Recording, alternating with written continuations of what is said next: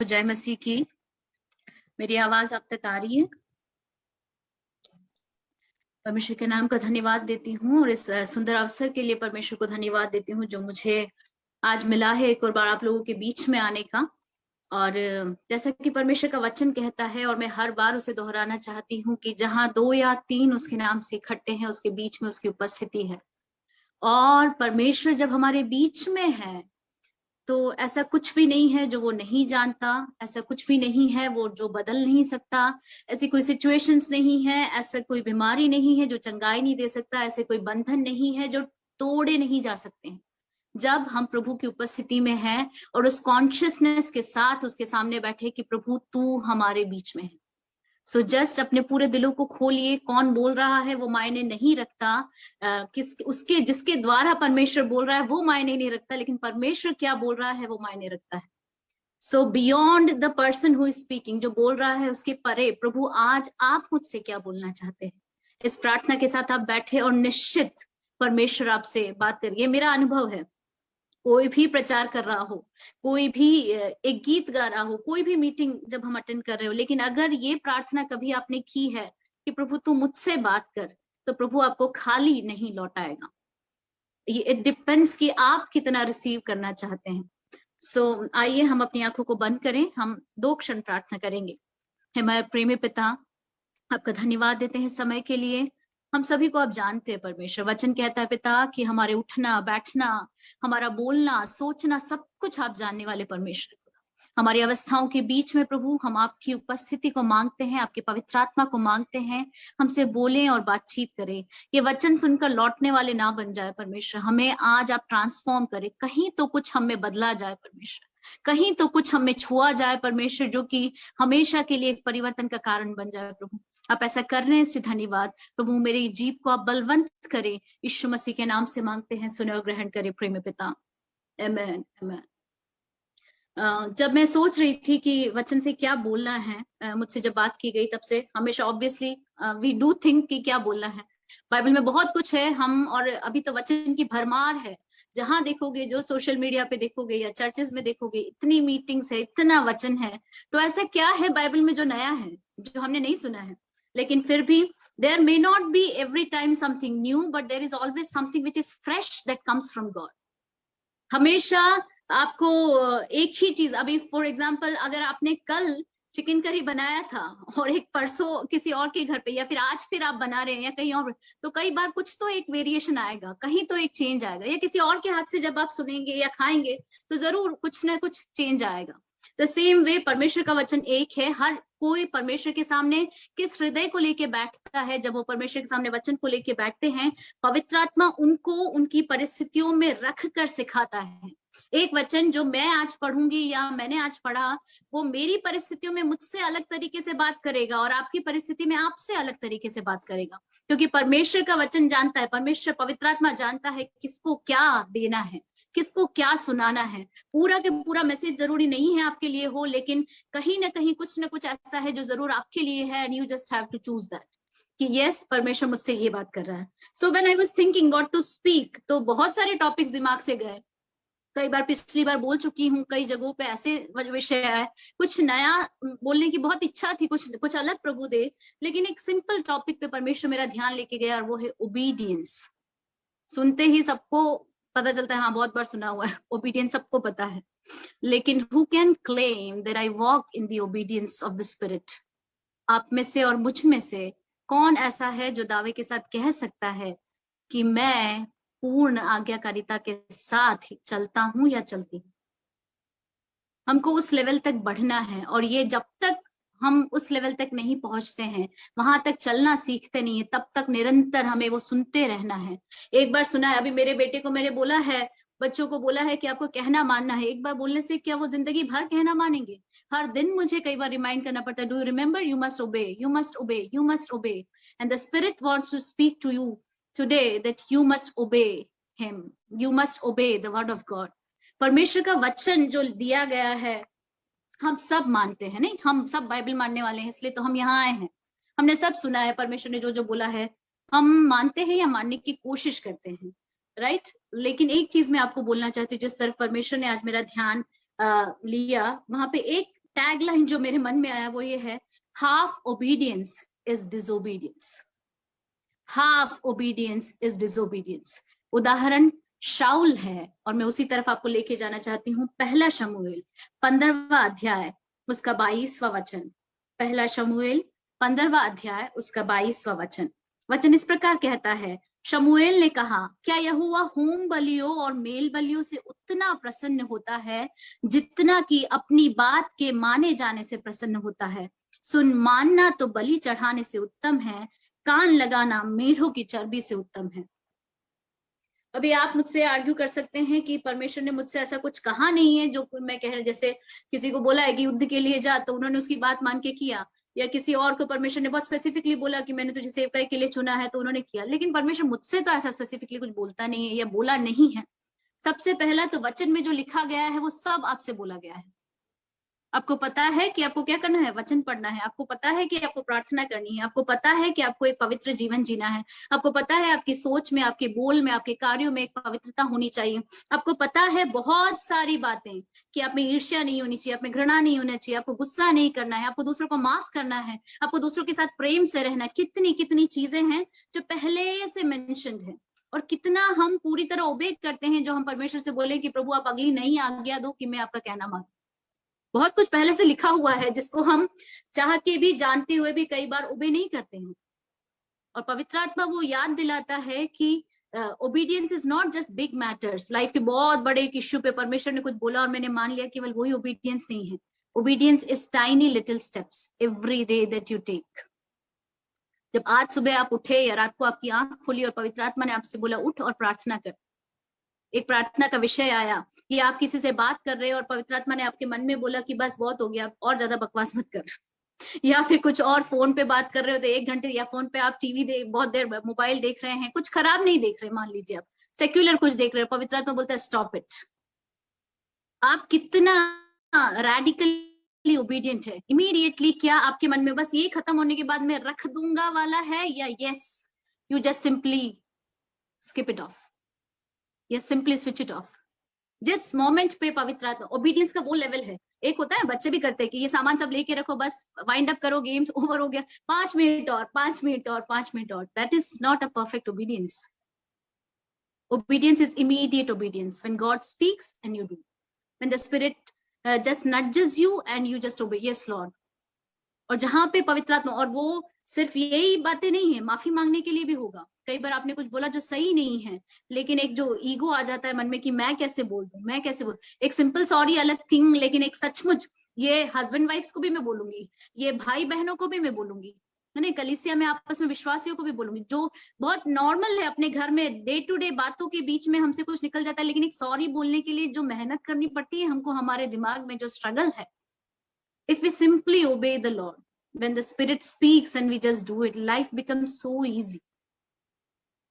आप है ना, बॉल जो कहते हैं ना कि गेंद उसके पाले में डाल दी, हम परमेश्वर की आज्ञा मानकर जब जीवन जीना शुरू करते हैं, प्रभु बोलता है ये कर, और हमने किया तो बाकी जिम्मेदारी सब प्रभु की ही है।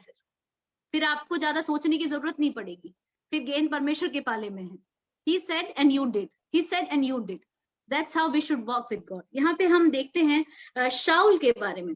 शाऊल को परमेश्वर चुनता है। शाऊल के बारे में बहुत अच्छी क्वालिटीज है। कई बार हम शाऊल को सिर्फ ऐसे एक राजा के बारे में देखते हैं जो कि फेलियर है, लेकिन बाइबल में आप शुरू से पढ़ो, मैं जब डिटेल में उसको पढ़ रही थी तो शाऊल एक बहुत अच्छा व्यक्ति था। जब उसका अभिषेक किया जाता, बोलता मैं बहुत छोटा हूँ, मैं छोटी जाति से हूँ, छोटे ट्राइब से हूँ, मुझे क्यों अभिषेक किया जाए, मुझ में कोई योग्यता नहीं है। वो हम्बल था। दूसरा, जब लोगों के सामने उसको, वो सबसे टॉल था, दिखने में हैंडसम था, लोगों के सामने उसको शाइन करने का कोई शौक नहीं था। जब लोग उसको सबके सामने बुला के अभिषेक करने के लिए शमूएल बुलाना चाह रहा, ढूंढ रहा है, तो ये शाऊल तो कहीं छुप के बैठा है। It's not that he is covered, but उसको बस सामने आना या ऐसे लोगों को, भीड़ को फेस करना उसको पसंद नहीं है। फिर हम आगे आगे देखते हैं, परमेश्वर का आत्मा उसमें बल से उतरता था। परमेश्वर के आत्मा से भरकर उसने अमालेकियों को युद्ध किया, पलिश्तियों से उसने युद्ध किया। सब जगह पवित्र आत्मा ने उसको छुआ है। शमूएल जब उसको अभिषेक करके वापस भेजता है तो वो बोलता है रास्ते में सबसे पहले तुझे कुछ लोग मिलेंगे जो तुझे 2 रोटी देंगे, तो उसको ले लेना। फिर आगे जाएगा, नबियों का एक दल मिलेगा और तुझ में परमेश्वर का अभिषेक उतरेगा या पवित्र आत्मा तुझ पे उतरेगा। ये सब चीजें उसकी जिंदगी में होती हैं और वो अभिषेक से भर के नबूवत करता है, ये भी वचन कहता है। शमूएल के पास से जैसे ही लिखा है, जैसे ही शाऊल मुड़ता है वो बदल के एक और मनुष्य, उसका हृदय पूर्ण रूप से बदल जाता है। He turns into something very a different personality. वो पहले जैसा रहता नहीं है। दाऊद जब आया तो पहले से राजा, राजमहल, सब कुछ पहले से था। ये सब किसने बनाया? शाऊल ने बनाया। शाऊल ने सेना इकट्ठी की, शाऊल ने राज्य को राज्य जैसा स्थापित किया। बहुत सारी गुड क्वालिटीज है जो शाऊल ने की, लेकिन जब गलतियां आती है जिंदगी में तो सडनली नहीं आती है, छोटे छोटे डिसोबीडियंस से आती है। छोटी छोटी गलतियां, लूप होल्स इधर इधर कुछ होते हैं जो कैरेक्टर में फ्लॉज होते हैं, और धीरे धीरे वही चीजें क्या हो जाती है हमारी जिंदगी में कई बार पतन का कारण बन जाती है। अभी शाऊल को एक समय के बाद सबसे पहला तो ये था कि शाऊल लोगों का अप्रूवल सीख करने वाला था।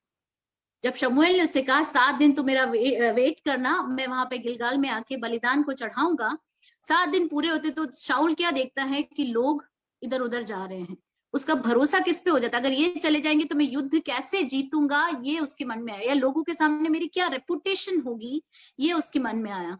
और ये उसका पहला डिसोबीडियंस। वो क्या करता है, उसके एरिया से बाहर जाके, जो उसकी बुलाहट नहीं है उससे बाहर जाके वो याजक की विधि को पूरा कर देता है, जबकि वो एक राजा है। बाइबल में कोई भी राजा और याजक एक जैसा नहीं हो सकता है, बाइबल के लिए केवल मल्कीसिदक और यीशु मसीह को राजा और याजक एक समान बोला गया है। उसके अलावा बाइबल में कोई राजा सिर्फ राजा है, याजक याजक है। राजा कभी याजक नहीं बन सकता है। मल्कीसिदक एक एक्सेप्शन है, और यीशु मसीह को भी हम राजा के रूप में और हमारे महायाजक के रूप में हम देखते हैं। सो शाऊल ने याजक बनने की कोशिश की। ये सब एक डिसोबीडियंस के कई बार कॉजेज होते हैं। यहाँ पे पहला कॉज क्या था?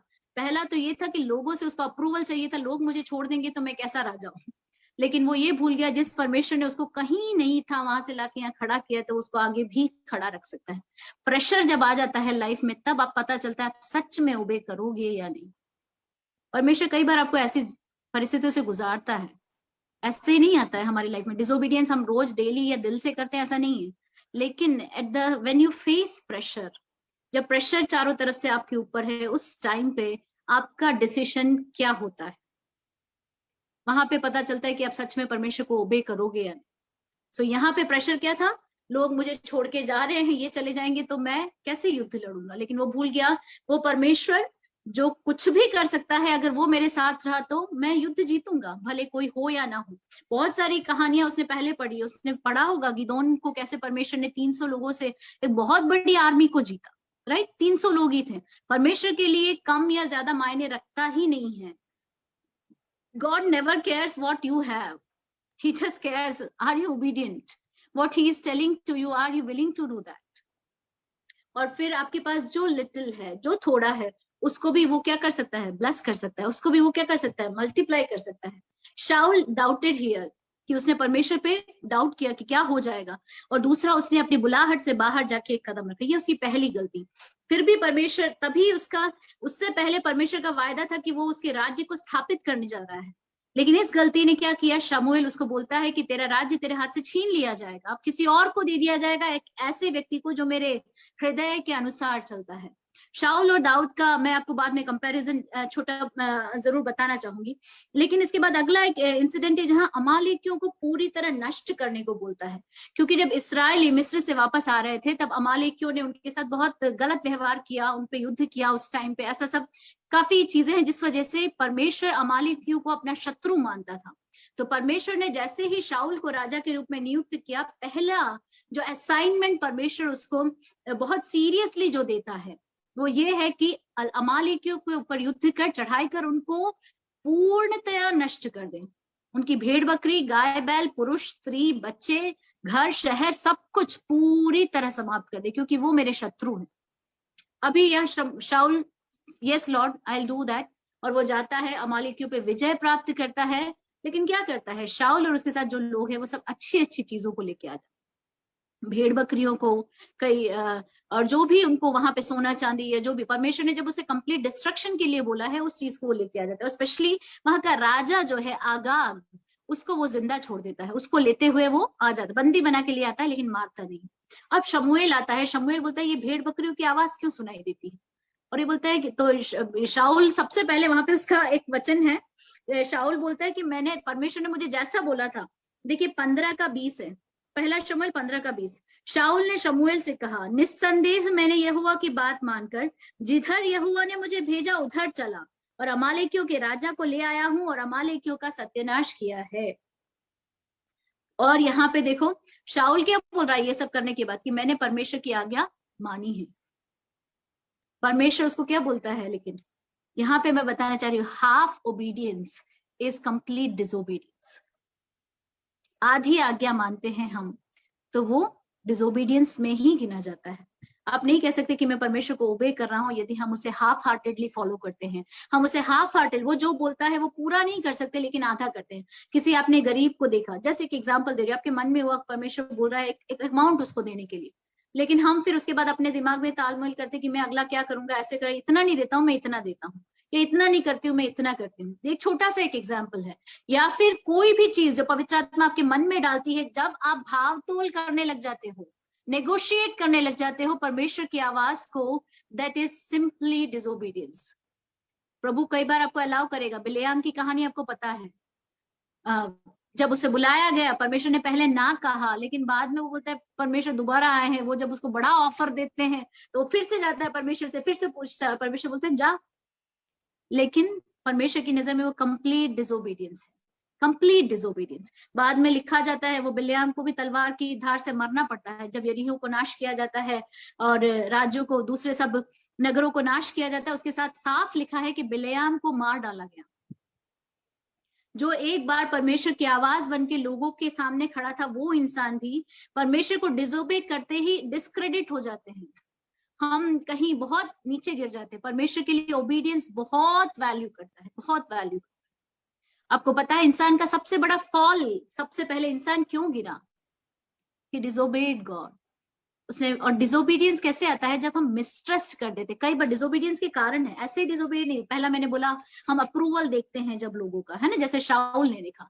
दूसरा हम देखते हैं कि कोई भी जो सेल्फ सीकिंग है, यहाँ पे जैसे ही स्नेक इसको बोलता है, ईव को बोलता है, हव्वा को सांप बोलता है कि अगर तुम ये फल को खा लोगे तो तुम परमेश्वर के समान हो जाओगे, तुम्हारी आंखें खुल जाएंगी। सो ईव कहीं पे परमेश्वर को मिसट्रस्ट कर जाती है, जो ये कहता है कि मनुष्य को मैंने अपने स्वरूप में बनाया है। वहां पे क्या हो गया कि मैं सचमुच और बुद्धिमान हो जाऊंगी, मैं सचमुच और परमेश्वर जैसी हो जाऊंगी, वैसी एक इच्छा उसके मन में आती है और वो फल को खा लेती है। पहला पाप जो इंसान ने किया दुनिया में, जो पहला, वो पूरे यूनिवर्स में पहला पाप हुआ, वो घमंड है, जो कि लूसीफर ने किया। लेकिन इंसान ने, इंसान की जाति ने जो पहला पाप किया वो क्या था, डिसोबीडियंस था। जो परमेश्वर ने बोला इस फल को नहीं खाना और वो उसको खा लेता है। सो उस, आप जस्ट सिंपली सोचो, फल खाया है, फल, सिंपली एक फल। मेरा बच्चा भूखा है, टेबल पे 4-5 फ्रूट्स रखे और मैंने उसको बोला कि ये मत खाना, एप्पल मत खाना, बाकी जो खाना है खा, फिर भी उसने खा लिया, तो मैं कितना उसको दंड दूंगी। लेकिन परमेश्वर के लिए, परमेश्वर के मुंह से निकला हुआ एक कमांडमेंट भी बहुत बहुत इंपॉर्टेंट है, उसको मानना। आप डिसोबे करोगे, बड़ी बात छोटी बात कोई मायने ही नहीं रखता है। कहते हैं ना, चोरी चाहे हीरे की हो, खीरे की हो, चोरी चोरी है। वैसे डिसोबीडियंस बड़ा हो या छोटा हो, डिसोबीडियंस इज डिसोबीडियंस, और परमेश्वर उसको सीरियसली लेता है। प्रभु चाहता है कि हम आज्ञाकारिता में जिए, परमेश्वर चाहता है कि हम आज्ञाकारिता में चले। लेकिन ओबीडियंस जो है वो आपको, बहुत कुछ चीजें हैं जो ओबीडियंस में आपको करना पड़ता है। कई बार जो ओबीडियंस होता है वो इलॉजिकल होता है। अभी जब परमेश्वर ने नूहा को बोला कि तू एक क्या बना, आर्क बना, एक बड़ा सा जहाज बना, वो ऐसे समय में बोला जब बारिश नहीं होती थी, ऐसे समय में बोला जब लोग ऐसे कोई वॉयज पे या समुद्र में जाया नहीं करते थे। इतना बड़ा जहाज बना रहा है, 100 साल तक लोग देख रहे हैं, मजाक उड़ा रहे हैं। Obedience will cost you. परमेश्वर जब आपको कुछ करने को कहता है, उस समय पे, उस दिन आपको नहीं समझ में आएगा कि प्रभु ये क्यों कह रहा है, परमेश्वर मुझसे क्या चाहता है, प्रभु मुझे क्यों करवा रहा है ये। लेकिन अगर आप परमेश्वर की उस आवाज को सुनते हो, उसको आप ओबे कर लेते हो, तो डेफिनेटली वो आपकी लाइफ में एक रिवॉर्ड है, डेफिनेटली आपकी लाइफ में कहीं ना कहीं वो एक ब्लेसिंग को बन जाए। पूरी दुनिया समाप्त होगी और नूह और उसका परिवार बच गया। क्यों? क्योंकि नूह ने वो किया जो परमेश्वर ने कहा, नूह ने वो किया जो परमेश्वर ने कहा। दूसरा जो ओबीडियंस है वो सेक्रिफिशियल है। कई बार आपको पता है अब्राहम को परमेश्वर ने बोला तू अपने पिता के घराने और सबको छोड़कर निकल जा, और वचन इब्रानियों में से लिखा है परमेश्वर ने बोला वो ये बिना जाने कि मैं कहाँ जा रहा हूँ निकल गया। ओबीडियंस कई बार सेक्रिफिशियल है, आपको पता नहीं कि आपको कहाँ ले जाएगा, ये क्यों मैं ये कर रहा हूँ। इसमें लोग ऑब्वियसली देखने वालों ने बोला होगा क्या कर रहा है, कहाँ जाएगा, कुछ पता नहीं है, परिवार को लेके, इतने बड़े झुंड को लेके तू कहाँ जा रहा है। लेकिन obeying God always brings a reward.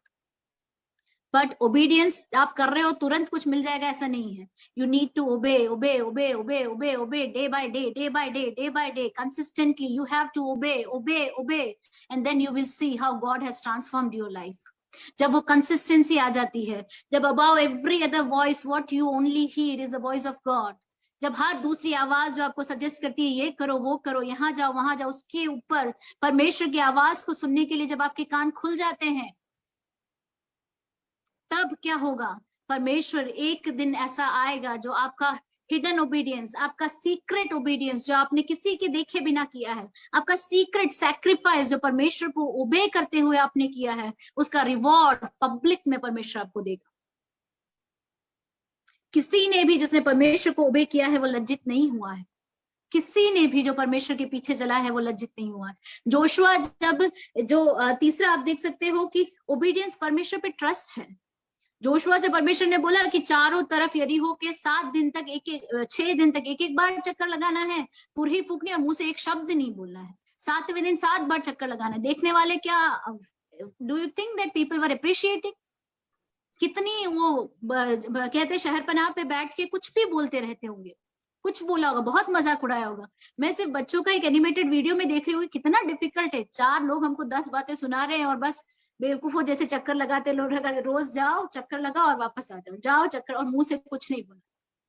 But obedience may seem illogical at that time, may seem sacrificial, क्योंकि एक बार चक्कर लगाना फिर भी समझ में आता। मैं सोच रही हूँ एक दिन में 7 बार चक्कर लगाए पूरे शहर का, पैरों में दर्द हो गया होगा उनको। व्हेन आई रीड मैं जस्ट सोच हर तरीके से उस वचन को सोचती हूँ, कितनी बार इतना चलना मुश्किल था, लेकिन फिर क्या है, एक विक्ट्री है, एक ऐसी विक्ट्री जिसमें आपको लड़ना नहीं पड़ा, एक ऐसी विक्ट्री जिसमें आपको स्ट्रगल नहीं है। आपको जाना होगा इस डायरेक्शन में and you are asking God direction for this way, and प्रभु बोलता है तो यहाँ खड़ा रहे या इधर जा, हमको नहीं पता कि वो क्या है लेकिन प्रभु कह रहा है कि ऐसे जा, आप जाओ, क्योंकि कहीं ना कहीं ऐसा रास्ता होगा परमेश्वर जो आपको इसके मंजिल तक पहुंचा देगा, जो शायद इससे भी छोटा होगा। लेकिन ओबीडियंस का way is the best way, और ओबीडियंस सेक्रिफिशियल है। मैंने जैसे बोला कि अब्राहम तो जब परमेश्वर बोलता है अपने बेटे को तो बलिदान कर, कितना हम विश्वास की परीक्षा कई बार बोलते हैं, लेकिन उससे पहले ओबीडियंस है। प्रभु ने बोला, उसने दोबारा सोचा नहीं कि मैं रुक जाऊं, प्रभु एक negotiation, again there is no negotiation, प्रभु प्लीज ये नहीं, प्रभु इश्माइल को मांग ले या फिर कुछ और मांग ले, ऐसा उसने नहीं बोला। व्हाट ही डिड, जैसे परमेश्वर ने बोला अगले दिन सुबह उठ के वो इसहाक को लेके चल पड़ा। बहुत बड़ा एक साइन है ओबीडियंस का। आपको प्रभु बड़ी बड़ी चीजें करने को शायद ना बोले, लेकिन मैं बोले एक दिन में कम से कम 10 बार तो पवित्र आत्मा आपसे कहता है कुछ तो, कि ये कर और ये मत कर। Don't say that God doesn't speak to me. He speaks to you every day, every day, every day.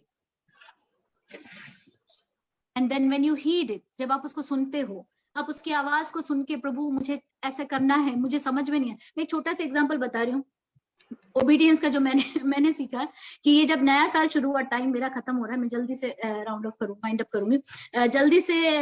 एक नया साल शुरू हुआ तो मुझे ऐसा इच्छा था कि एक प्लानर में बनाऊं, एक नया प्लानर लूं जिसमें सब कुछ लिखा हो कि मुझे इतने बजे उठना है, ये करना है, हर महीने मुझे ये करना है, बहुत सिस्टमेटिकली, और परमेश्वर के करीब होके मैं चल सकूं ऐसा। और मैंने सचमुच देखा, एक वेबसाइट पे देखा जो मुझे अच्छा लगा, और मैंने सोचा कि वो कॉस्टली था लेकिन काफी अच्छा प्लानर था, सो मैंने सोचा आई विल बाय दैट, और बहुत ज्यादा एक्सपेक्टेशन के साथ मैंने वो ऑर्डर भी किया। लेकिन मेरे मन में एक पीस नहीं है। I just was sitting in God's presence, I was praying, और परमेश्वर का आत्मा जैसे मुझे बोल रहा है कि प्लानर के लिए इतना पैसा वेस्ट करने का जरूरत नहीं है। एंड मैं कन्विक्टेड मुझे फील हुआ, मुझे बहुत दुख हो रहा है, जो मैंने ऑर्डर किया बहुत इच्छा से किया है उसको मुझे कैंसिल करना है, बट बिकॉज गॉड स्पोक मैंने वो किया। मेरे लिए बहुत स्ट्रगल हुई, छोटी छोटी बात में भी मैं बता रही हूँ। हम कई बार जो कैजुअल ले सकते हैं कि इतनी बड़ी बात क्या है, मेरे पास पैसा है और मैं खरीद सकती हूँ, तो मुझे क्यों मना कर रहा है परमेश्वर। कुछ गलत भी नहीं है, पाप के लिए कुछ नहीं खरीद रही हूँ, आई एम डूइंग दैट कि मैं परमेश्वर के साथ चल सकूं, लेकिन I just cancelled it. And still I was praying, and मेरे को स्टिल टेम्पटेशन था सस्ता वाला एक प्लानर ले लूं, और I was simply praying, and I heard a voice. The voice was कि my plans are better than your plans. And मेरे सारे डाउट्स एक सेकंड में रेस्ट पे आ गए। मैं कितना भी चाहूं पीछा करने का कोशिश करूं परमेश्वर के पीछे, पॉसिबल नहीं है कि मैं वो परफेक्शन के साथ करूं। But when God draws me, when God plans for me, that will be the best plan. मेरे सारे प्लान्स एक दिन में चकनाचूर हो सकते हैं। सो जब हम ओबे करते हैं तो ऐसा नहीं है परमेश्वर ओब्लिवियन में आपको बिल्कुल ऐसा रखता है कि क्या कर रहे हो, क्यों कर रहे हो बताएगा, ऐसा नहीं है। लेकिन जब आप ओबे कर लेते हो तो जरूर वो आपकी हित, उसके हित को आपकी जिंदगी में जरूर रिवील। एक छोटा सा एग्जांपल दिया, ऐसे एक दिन में 100 एग्जांपल मिल जाएंगे मेरी लाइफ में। सोशल मीडिया का आपको बोल रही हूँ, अभी यूक्रेन और इसका न्यूज देख रही हूँ, ये देखा वो देखा, कभी कभी बहुत माइंड अपसेट हो गया तो मैंने कुछ सेक्युलर कोई एक छोटा नॉर्मल वीडियो देख लिया। लेकिन पवित्र आत्मा जिस मोमेंट पे कहता है कि just stop it, I have learn to just stop it. मतलब वो खत्म होगा, इसका आगे क्या होगा, वो एक इच्छा को मारना सीखना है। एक छोटी छोटी बात है, ऐसे ही बड़े तब बड़े डिसीजंस में आप परमेश्वर की आवाज को क्लियरली सुन पाओगे। छोटी सी कहानी के साथ मैं इसको खत्म करूंगी। आपने सुना है शायद अरेबियन हॉर्सेस के बारे में, अगर सुना होगा, हु आर अरेबियन हॉर्सेस, वो बहुत फेमस है अरबी घोड़ों के बारे में। क्या नॉर्मल घोड़ों से वो डिफरेंट है, उनको एक विशेष रीति से ट्रेन किया जाता है। कैसे ट्रेन किया जाता है, उनको सब तरह सिखाया जाता है, मालिक की आवाज वो अच्छे से समझते हैं, मालिक की सीटी, मालिक की ताली, हर आवाज को या हर इंस्ट्रक्शन को वो अच्छे से समझते हैं। उनको फिर लगभग 2 से 3 दिन तक नमक वाला चारा दिया जाता है, नमक डाल के चारे में, उनके घास में नमक डाल के दिया जाता है। और उसके बाद उनको लगभग 2 से 3 दिन तक प्यासा रखा जाता है, पानी नहीं दिया जाता है। And when they are so thirsty, उनको रिवर के सोर्स के पास लेके जाया जाता है, पानी के सोर्स के पास लेके जाया जाता है। एंड देन ये अरबी घोड़े प्यास से तड़प रहे होते, पानी देखते ही वो उस तरफ दौड़ते हैं, और उसी समय जो मालिक है वो एक सीटी की आवाज देता है। जो घोड़ा मुड़ के वापस आ जाता है वो असली अरबी घोड़ा है, वो पूरी तरह से ट्रेन हो चुका है। पवित्र आत्मा आपको ऐसे ट्रेन करता है। When you are into something, just going to do something, and you hear a voice, come back. Are you willing to obey? God is asking you to today.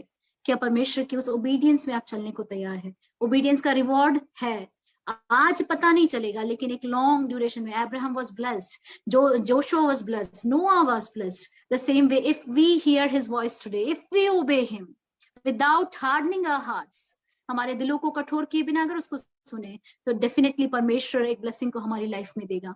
और अपने हर विषय पे, हर बात पे प्रभु की आवाज को सुनते हुए आगे बढ़े। और इस विषय के साथ मैं अपना समाप्त करना चाहूंगी, समय क्योंकि पूरा हो रहा है।